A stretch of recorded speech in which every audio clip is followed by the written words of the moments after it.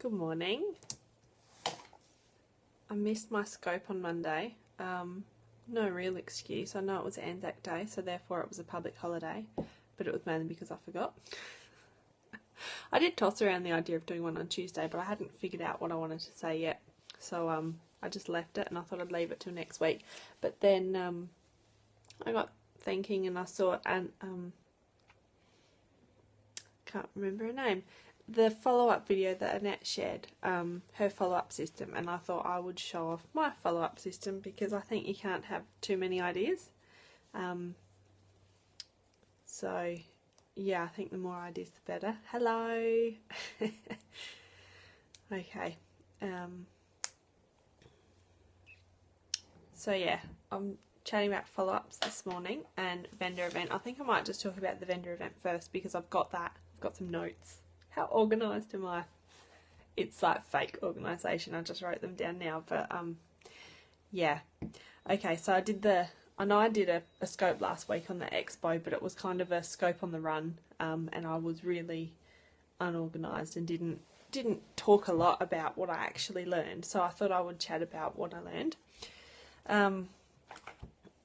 So I kind of had two experiences in one with the expo, with firstly just handing out samples, and then the second day getting gems on hands. And on the first day when we were just getting samples out, I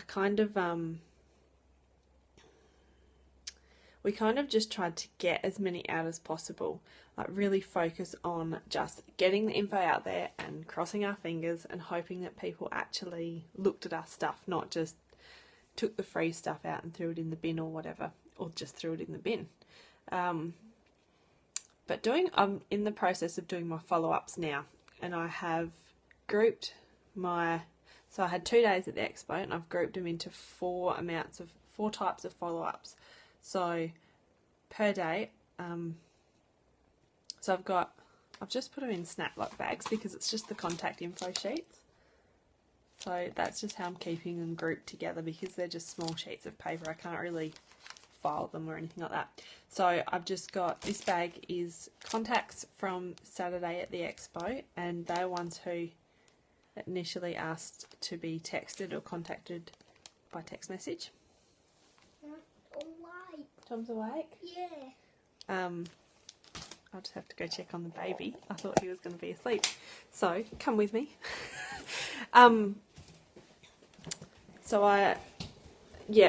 The first group of ones texted, and the others the ones that wanted to be emailed. So I texted everybody to the first round of follow-ups, and get to see my house. Hopefully no one's getting seasick. He is awake. Okay, Tom's going to come join me on the scope today. I'll just pick him up. Da-da! Alright. Yeah, mate. Hang on, mate. Oh, jeez. So I had Sunday people and Saturday people, and one wanted to be emailed and one wanted to be texted. So they were my four groups, okay? So I messaged everybody. I contacted them by the means that they had originally chosen. Okay, I'm back now. Touchdown. And thanks, buddy. And I got very little response. No one emailed back. I had a few emails bounce back. I think there's a Hotmail spamming issue. Just leave them, buddy.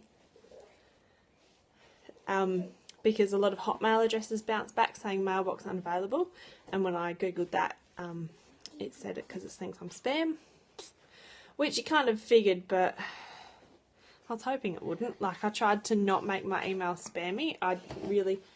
Jack, can you leave that on the floor, please? This one? Yeah. Okay. Such a good helper. I tried to make it like, hey, name, great to meet you at the Bridal Expo. Thank you for chatting to me. And Jack!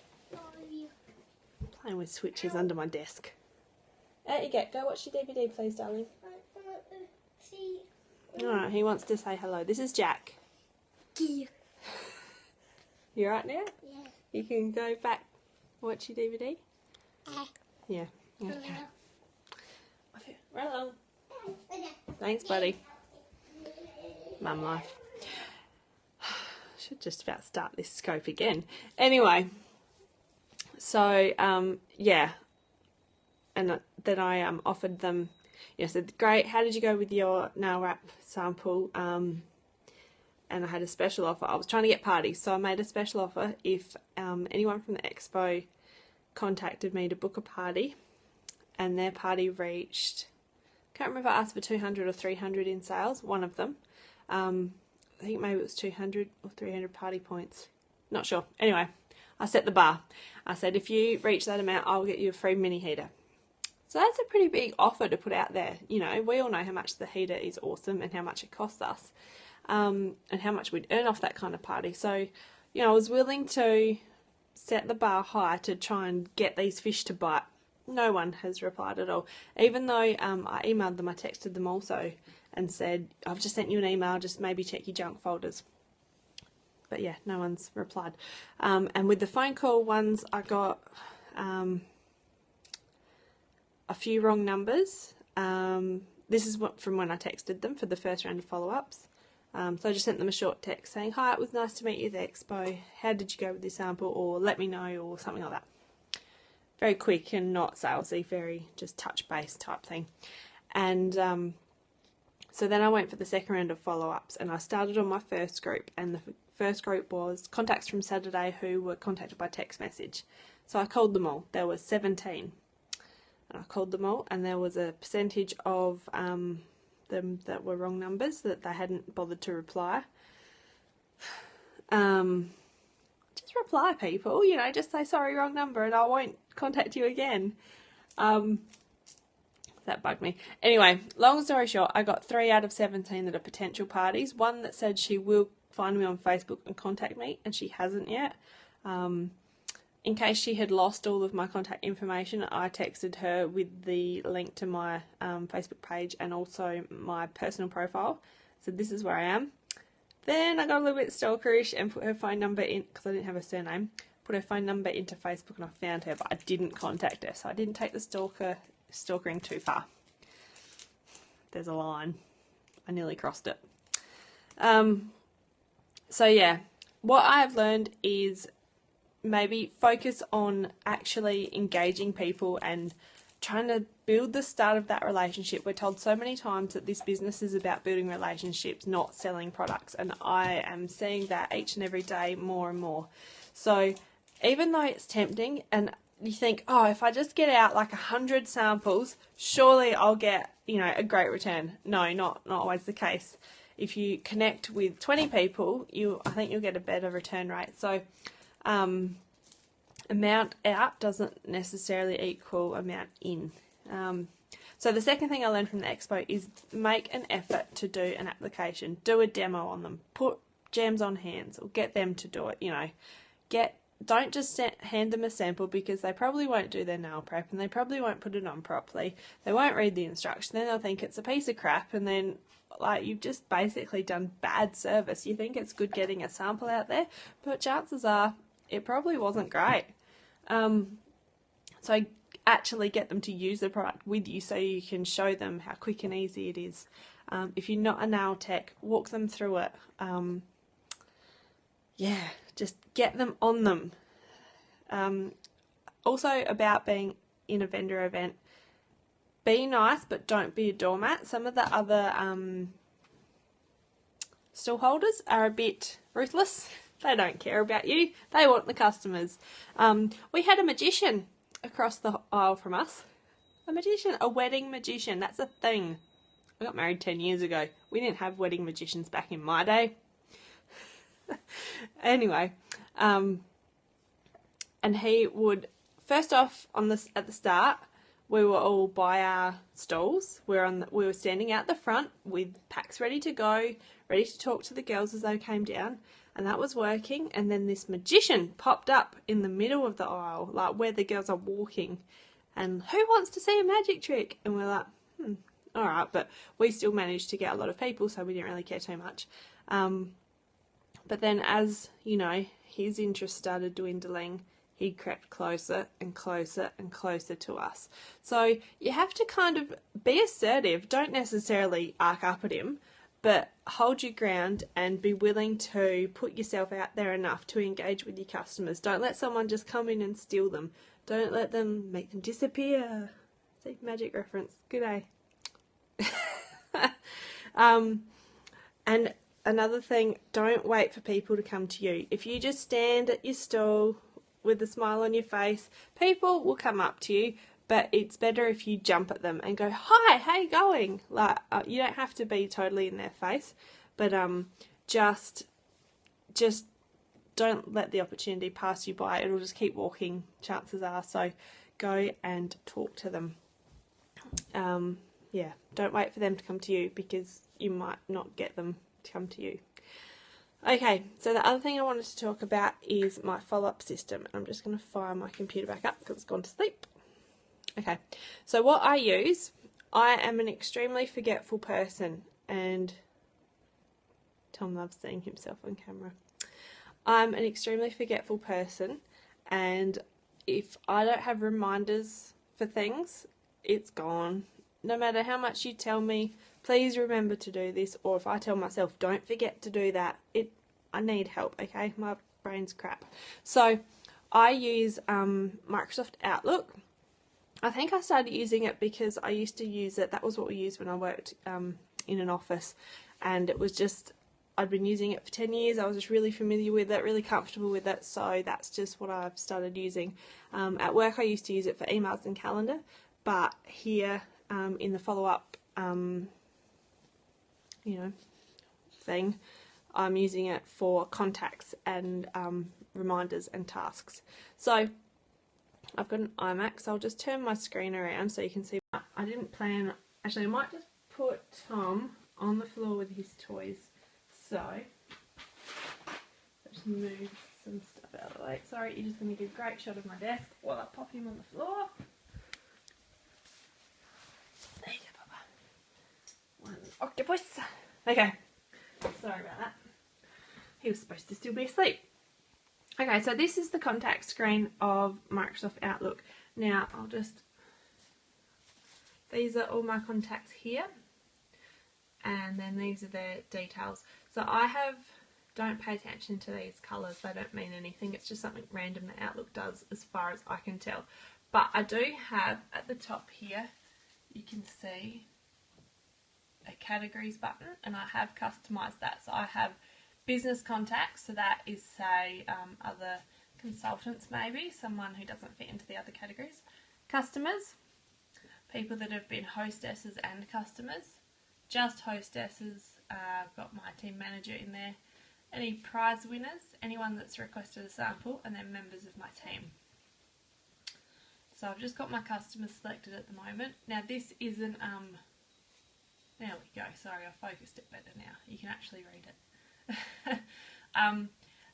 I have a lot to enter in my system still, so this is not everybody.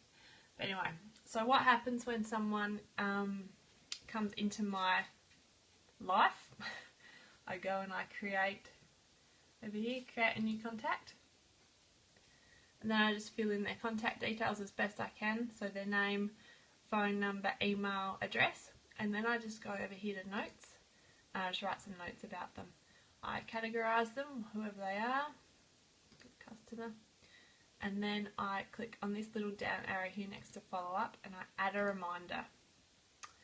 So I'll just cancel out of this, and hang on, I just gotta, right, don't save. Alright, so, oh goodness, sorry about that. Here's what I prepared earlier.